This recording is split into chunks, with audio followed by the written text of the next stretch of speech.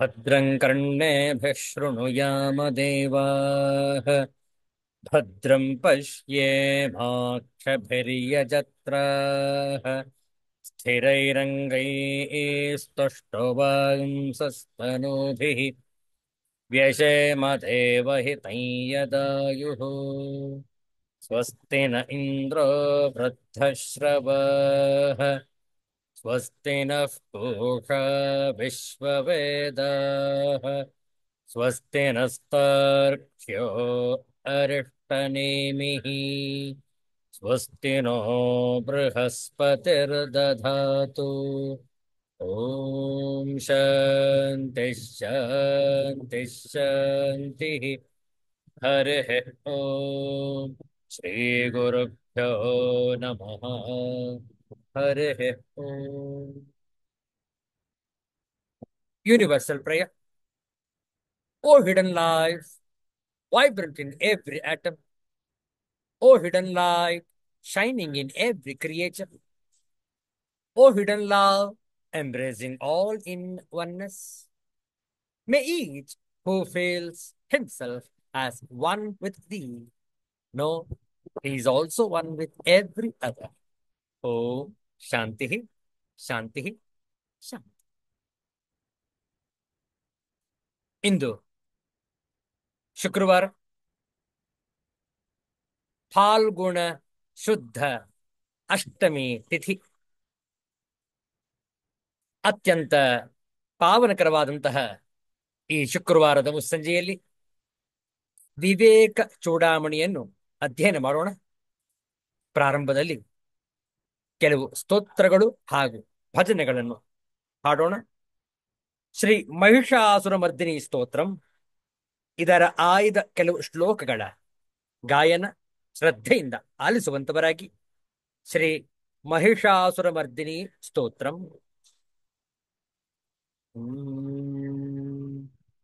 ಕಮಲದಲಾಮಲ ಕೋಮಲ ಕಾಂತಿ ಕಲಾ ಕಲಿತಾಮಲ ಭಾಲಲತೆ ಸಕಲ ವಿಲಾಸ ಕಲಾ ನಿಲಯ ಕ್ರಮ ಕೇಲಿ ಚಲತ್ ಕಲಹಂಸ ಕುಲೇ ಅಲಿಕುಲ ಸಂಕುಲ ಕುವಲಯ ಮಂಡಲ ಮೌಲಿ ಮಿಲತ್ ಬಕುಲಾಲಿ ಕುಲೇ ಜಯ ಜಯ ಹೇ महिषासुरमर्दिनि रम्यकपर्दिनि शैलसुते करमुरलीरववीजित कूजित लज्जित कोकिल मंजुमते मिलित पुलिंद मनोहर गुंजित रंजित शैल निकुंजगते निज गुण भूत महाशबरी गण सद्गुण संभृत केलि तले जय जय हे महिषासुरमर्दिनि रम्यकपर्दिनि शैलसुते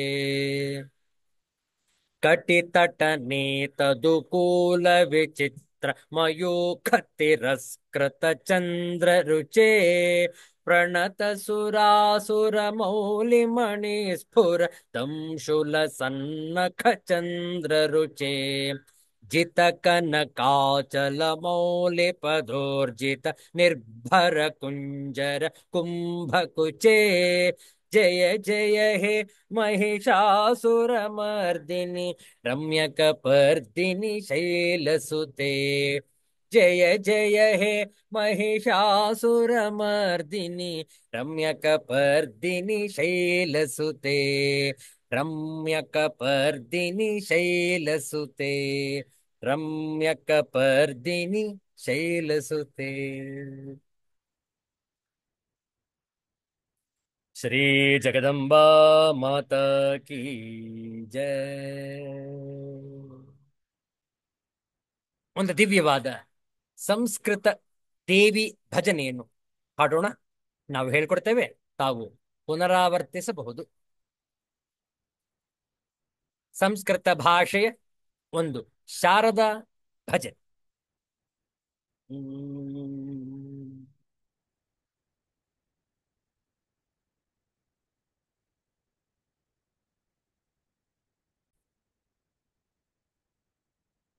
देहि देहि शरदे।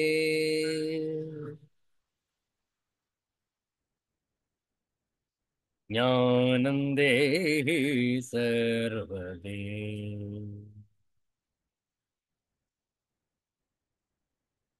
देहि देहि शरदे।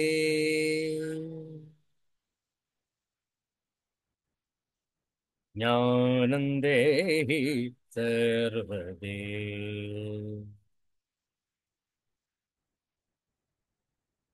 प्रेम रूपिणि शारदे।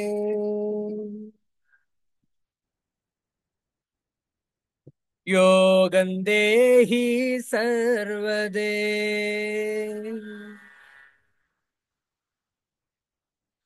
प्रेम रूपिणि शारदे।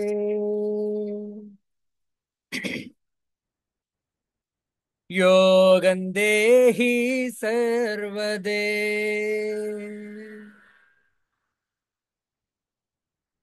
बुद्धिरूपिणि शरदे।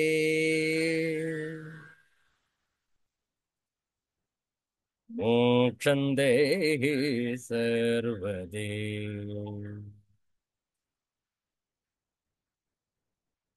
बुद्धिरूपिणि शरदे।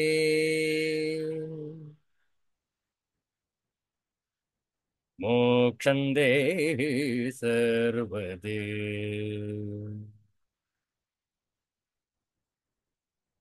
देहि देहि शरदे।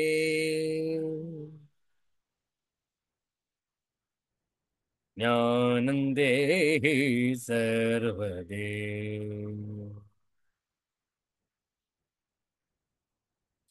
हंसवाहिनि हंसनादिनि हंसरूपिणि शारदे।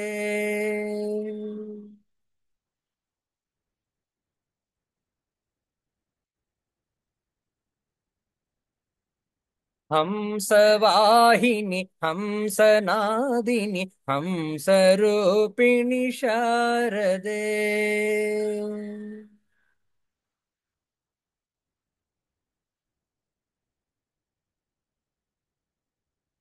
शारदे जय शारदे जय शारदे जय शारदे।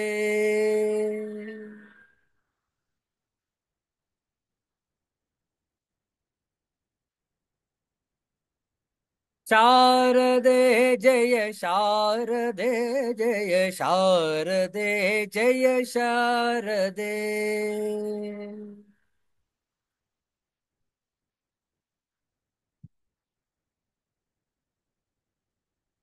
देहि देहि शरदे।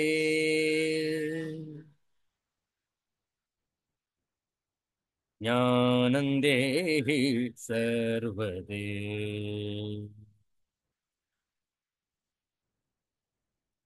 पूर्णचन्द्रकलास्वरूपिणि पूर्णयोगिनि शारदे।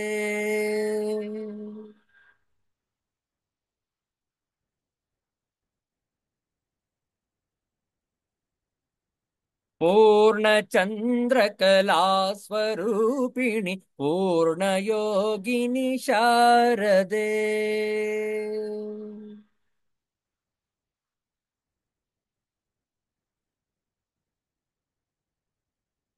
शारदे जय शारदे जय शारदे जय शारदे।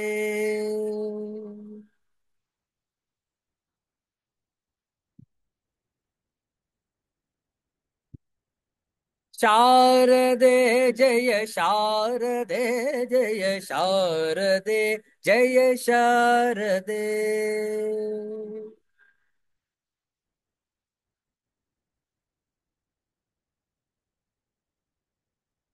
देहि देहि शरदे।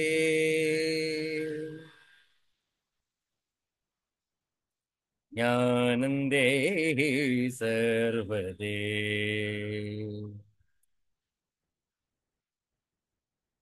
ज्ञानं देहि सर्वदे।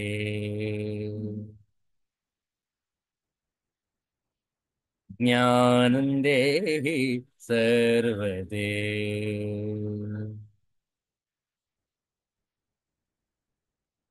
सिद्धांत अवधूत चिंतन श्री गुरुदेव दत्त।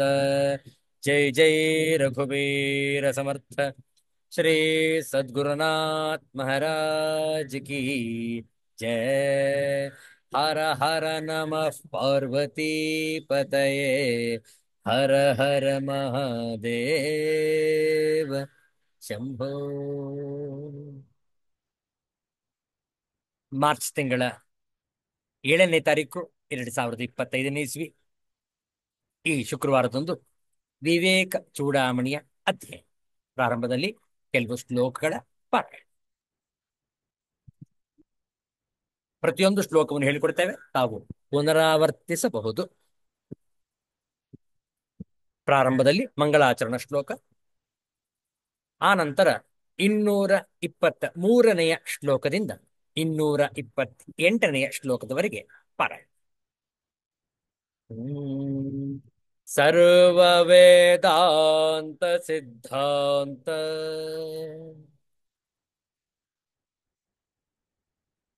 ಗೋಚರಂ ತಮಗೋಚರಂ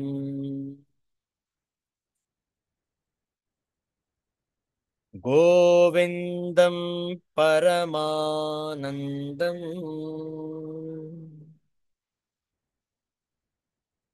ಸದ್ಗುರುಂ ಪ್ರಣತೋಸ್ಮ್ಯಹಂ.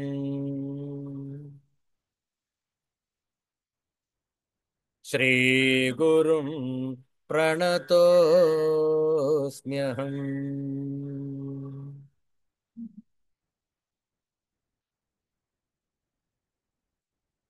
ಬ್ರಹ್ಮಾಭಿನ್ನತ್ವ ವಿಜ್ಞಾನಂ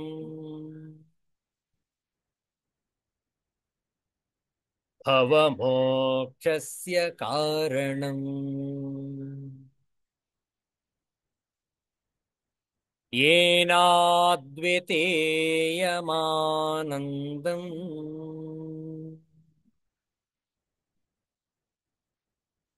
ಬ್ರಹ್ಮ ಸಂಪದ್ಯತೆ ಬುಧೈಃ.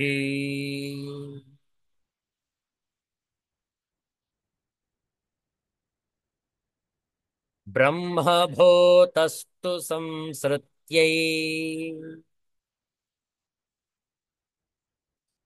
ವಿದ್ವಾನ್ನವರ್ತತೆ ಪುನಃ.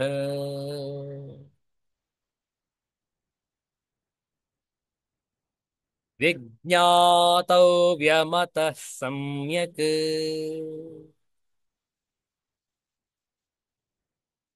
ಬ್ರಹ್ಮ ಭಿನ್ನತ್ವಮಾತ್ಮನಃ.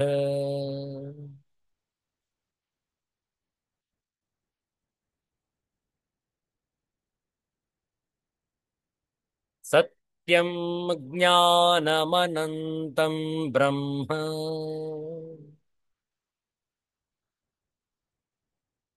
ವಿಶುದ್ಧಂ ಪರಂ ಸ್ವತಃ ಸಿದ್ಧಂ.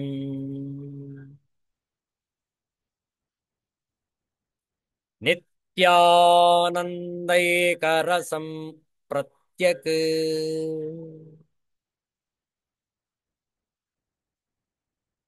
ಅಭಿನ್ನಂ ನಿರಂತರಂ ಜಯತಿ.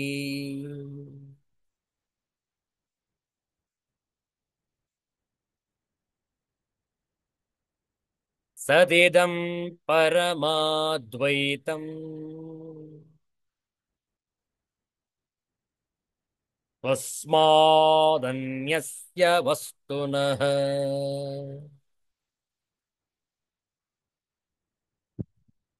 ಸದಿದಂ ಪರಮಾದ್ವೈತಂ ಸ್ವಸ್ಮಾತ್ ಅನ್ಯಸ್ಯ ವಸ್ತುನೋ ಭಾವಾತ್.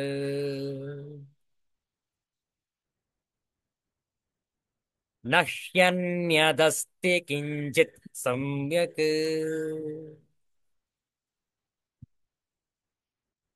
परमार्थ तत्त्वबोधदशायाम्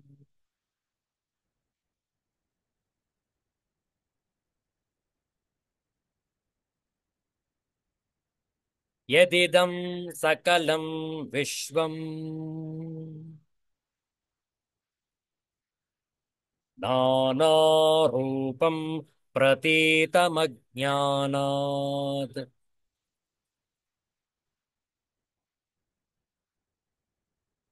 तत्सर्वं ब्रह्मैव प्रत्यस्त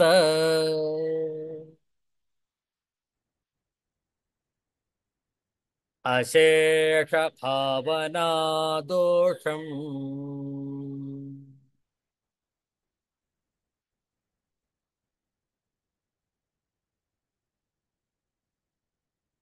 मृत्कार्यभूतोऽपि मृदो न भिन्नः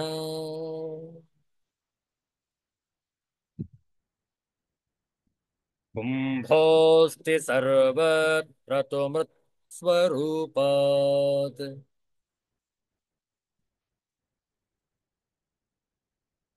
न कुम्भरूपं पृथगस्ति कुम्भः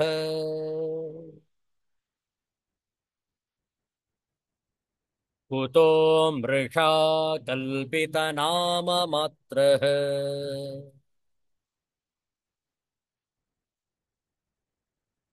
ಮತ್ತೊಮ್ಮೆ 228ನೆಯ ಶ್ಲೋಕದ ಪಾರಾಯಣ. ಕಾರ್ಯಭೂತೋಪಿ ಮೃದೋ ನ ಭಿನ್ನಃ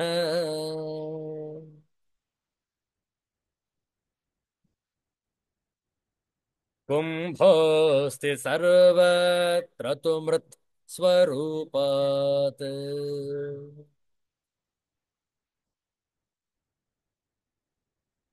ನ ಕುಂಭರೂಪಂ ಪೃಥಗಸ್ತಿ ಕುಂಭಃ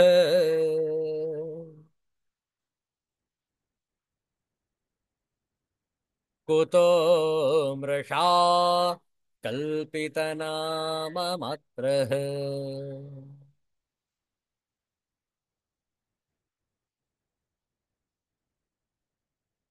मिट्टी का कार्य होने पर भी घड़ा उससे पृथक नहीं होता, क्योंकि सबोर से मृत्तिका रूप होने के कारण घड़े का रूप मृत्तिका से पृथक नहीं है.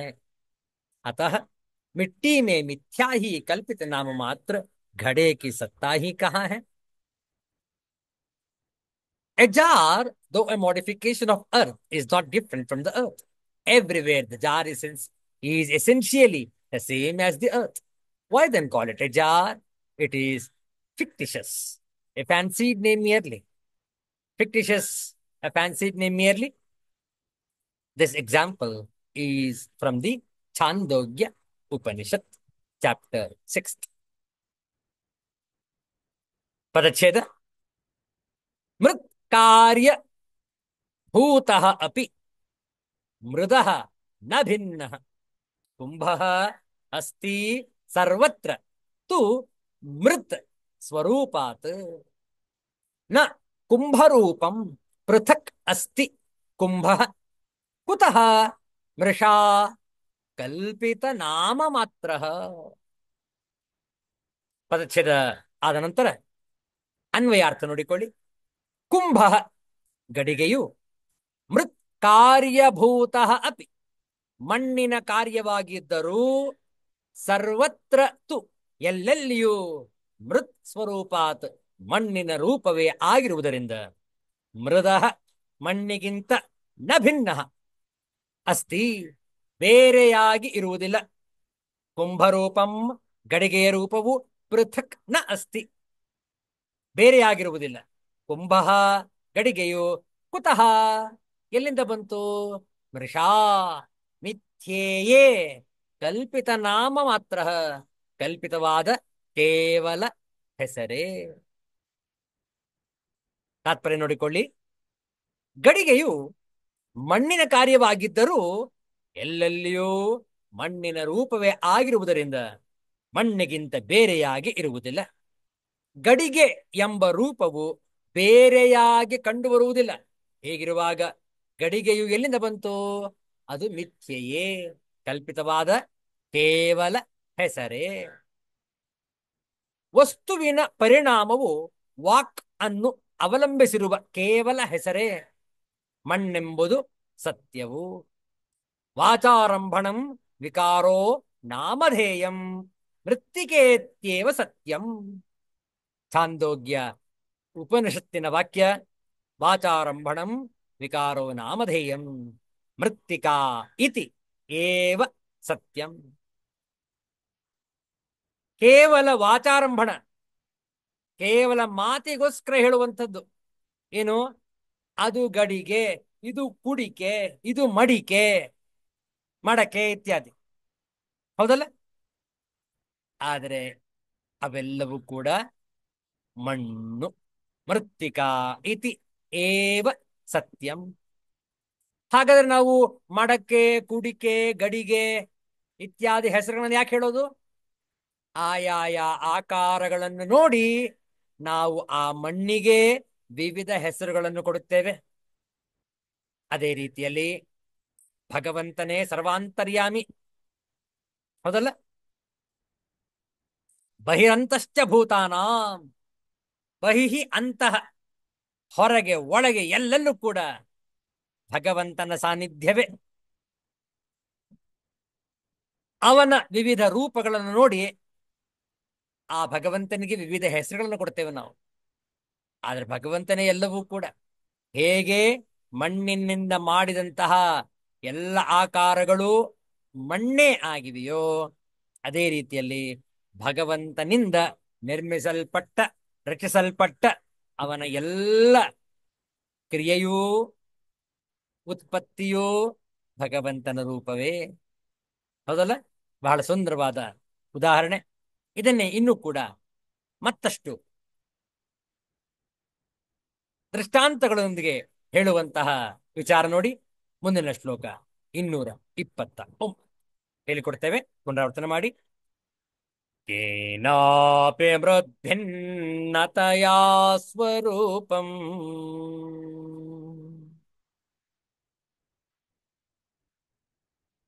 ಘಟಸ್ಯ ಸಂದರ್ಶಯಿತುಂ ನ ಶಕ್ಯತೆ.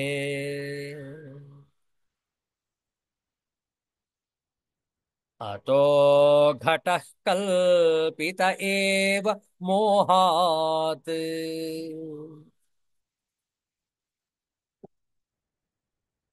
ಹೃದೇವ ಸತ್ಯಂ ಪರಮಾತ್ಮಭೂತಂ.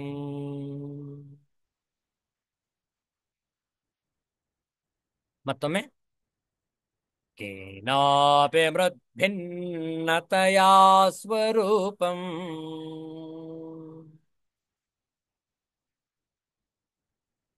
ಘಟಸ್ಯ ಸಂದರ್ಶಯಿತುಂ ನ ಶಕ್ಯತೆ.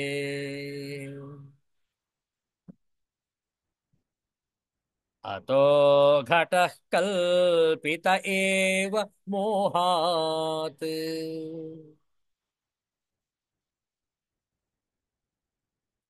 ಮೃದೇವ ಸತ್ಯಂ ಪರಮಾರ್ಥಭೂತಂ.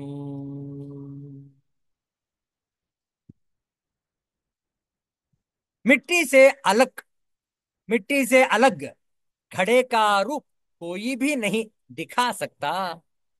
इसलिए घड़ा तो मोह से ही कल्पित है. वास्तव में सत्य तो तत्व स्वरूपा मृत्तिका ही है. ಅದೇ ದೃಷ್ಟಾಂತವನ್ನ ಮತ್ತೊಮ್ಮೆ ಹೇಳಿರುವಂಥದ್ದು ನೋಡಿ ಎಷ್ಟು ಸ್ಪಷ್ಟವಾಗಿದೆ.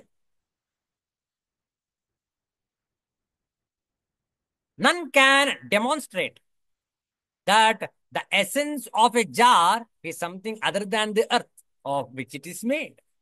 Hence, the jar is merely imagined through delusion, and the component earth alone is the abiding reality in respect of it. ಅದೇ ಗಡಿಗೆಯ ಮಡಕೆಯ ಉದಾಹರಣೆ. ಕೇನ ಅಪಿ ಮೃತ್ ಭಿನ್ನ ಮೃತ್ಭಿನ್ನತೆಯ ಸ್ವರೂಪಂ ಘಟಸ್ಯ ಸಂದರ್ಶಯಿತುಂ ನ ಶಕ್ಯತೆ. ಅತಃ ಘಟಃ ಕಲ್ಪಿತ ಏವ ಮೋಹಾತ್ ಮೃತ್ ಏವ ಸತ್ಯಂ ಪರಮಾರ್ಥ ಭೂತಂ. ಅನ್ವಯಾರ್ಥ: ಮೃತ್ ಭಿನ್ನತೆಯ, ಮಣ್ಣಿಗಿಂತ ಬೇರೆಯಾಗಿ, ಘಟಸ್ಯ ಸ್ವರೂಪಂ, ಗಡಿಗೆಯ ಸ್ವರೂಪವನ್ನು, ಸಂದರ್ಶಯಿತು ತೋರಿಸಿಕೊಡಲು, ಕೇನ ಅಪಿ ಯಾವನಿಂದಲೂ, ನ ಶಕ್ಯತೆ ಸಾಧ್ಯವಿಲ್ಲ. ಅತಃ ಆದುದರಿಂದ ಘಟಃ ಗಡಿಗೆ, ಗಡಿಗೆ ಎಂಬುದು ಮೋಹಾತ್ ಅಜ್ಞಾನದಿಂದ, ಕಲ್ಪಿತ ಕಲ್ಪಿತವಾಗಿದೆ, ಮೃತ್ ಏವ ಮಣ್ಣೆಂಬುದೇ ಪರಮಾರ್ಥಭೂತಂ ಪರಮಾರ್ಥವಾದ, ಸತ್ಯಂ ಸತ್ಯವು. ತಾತ್ಪರ್ಯ ನೋಡಿಕೊಳ್ಳಿ. ಗಡಿಗೆಯ ಸ್ವರೂಪವು ಮಣ್ಣಿಗಿಂತ ಬೇರೆ ಎಂದು ತೋರಿಸಿಕೊಡುವುದು ಯಾವನಿಂದಲೂ ಸಾಧ್ಯವಾಗುವುದಿಲ್ಲ. ಆದ್ದರಿಂದ ಗಡಿಗೆ ಎಂಬುದು ಅಜ್ಞಾನದಿಂದ ಕಲ್ಪಿತವಾದುದೇ, ಮಣ್ಣೆಂಬುದೇ ಪರಮಾರ್ಥವಾದ ಸತ್ಯವು.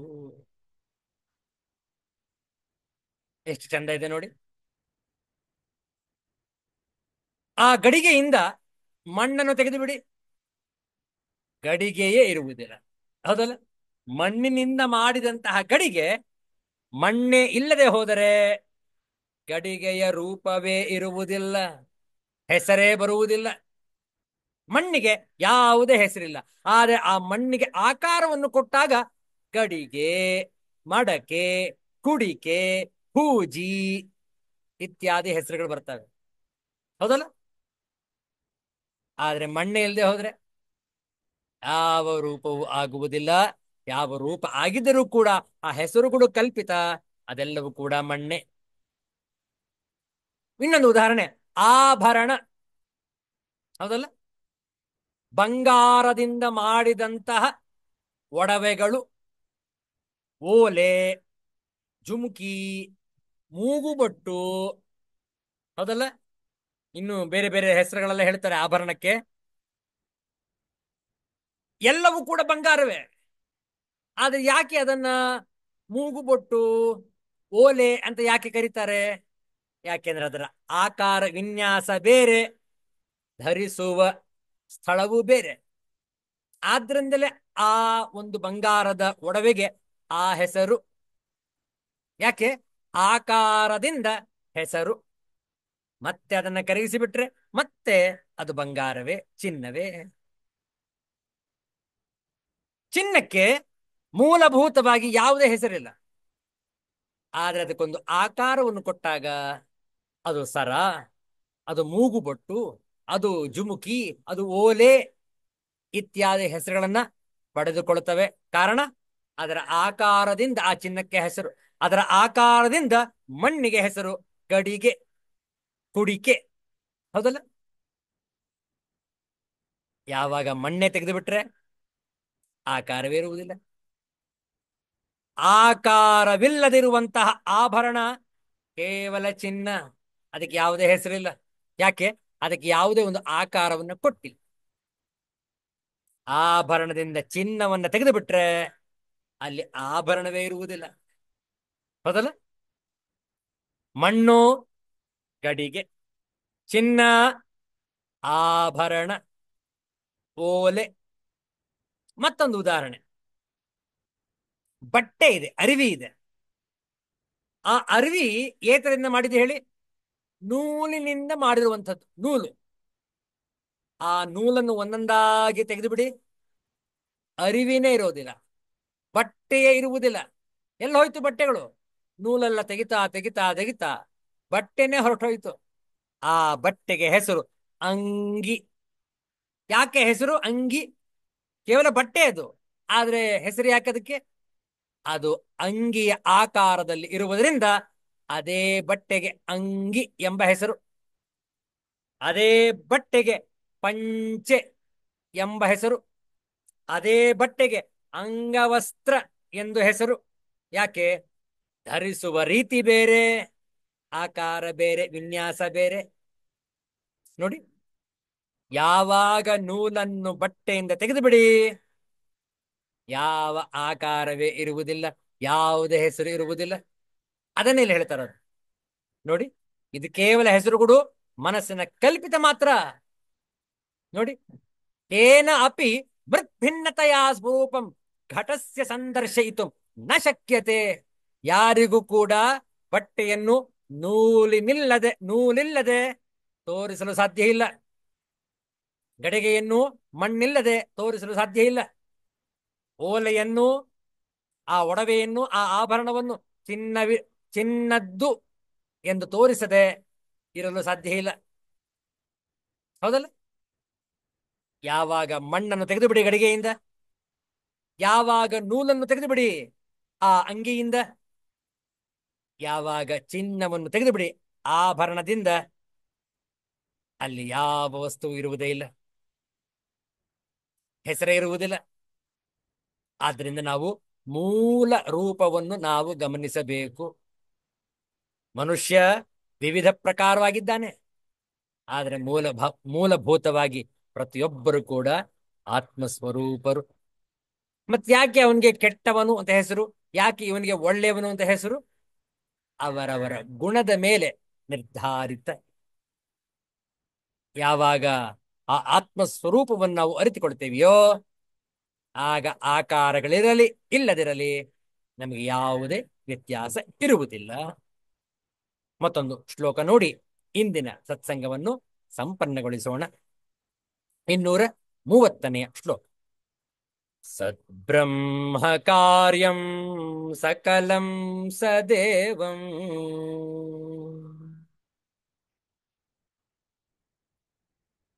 ತನ್ಮಾತ್ರಮೇ ತನ್ನ ತತೋನ್ಯದಸ್ತಿ.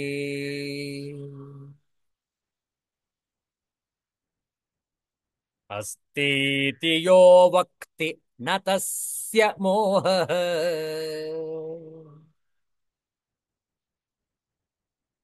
ವಿನಿರ್ಗತೋ ನಿದ್ರಿತವತ್ ಪ್ರಜಲ್ಪಃ. ಬಹಳ ವಿನೋದಕರವಾದಂತಹ ಒಂದು ಉದಾಹರಣೆಯನ್ನು ಆಚಾರ್ಯ ಶಂಕರರು ಕೊಟ್ಟಿದ್ದಾರೆ. ಬಹಳ ಚಂದ ಇದೆ. ಮತ್ತೊಮ್ಮೆ ಈ ಶ್ಲೋಕವನ್ನು ಪಾರಾಯಣ ಮಾಡುವ.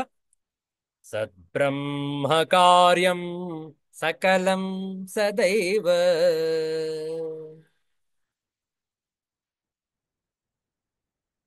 ಸದೇವಂ ಇರ್ಬೇಕಿದು.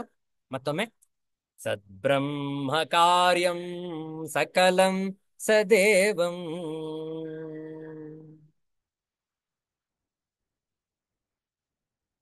ತನ್ಮಾತ್ರಮೇ ತನ್ನ ತತೋನ್ಯದಸ್ತಿ.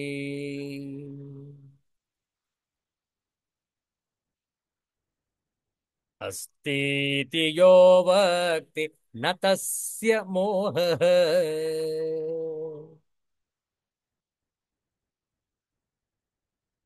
ವಿನಿರ್ಗತೋ ನಿದ್ರಿತವತ್ ಪ್ರಜಲ್ಪಃ.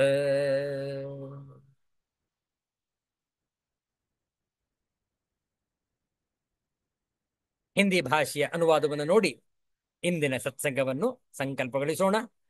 ಆಂಗ್ಲ ಭಾಷೆ, ಕನ್ನಡ ಭಾಷೆಯ ಅನ್ವಯಾರ್ಥ ತಾತ್ಪರ್ಯಗಳನ್ನು ಮುಂದಿನ ವಾರ ನೋಡುವ.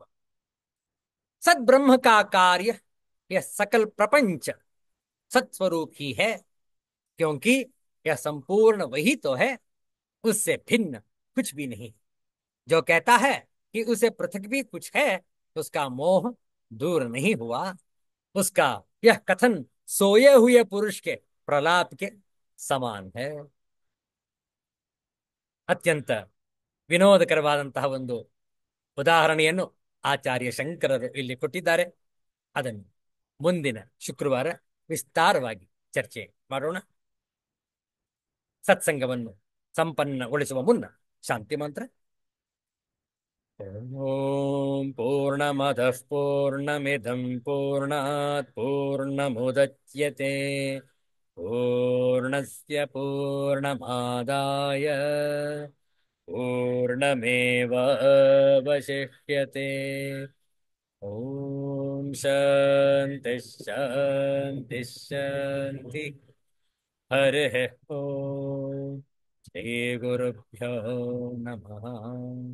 हरिः ओम. ಮತ್ತೆ ಭೇಟಿಯಾಗೋಣ. ಎಲ್ಲರಿಗೂ ಒಳಿತಾಗಲಿ. ಎಲ್ಲರಿಗೂ ಶುಭವಾಗಲಿ. ಜೈ ಶ್ರೀ ಗುರುದೇವ್.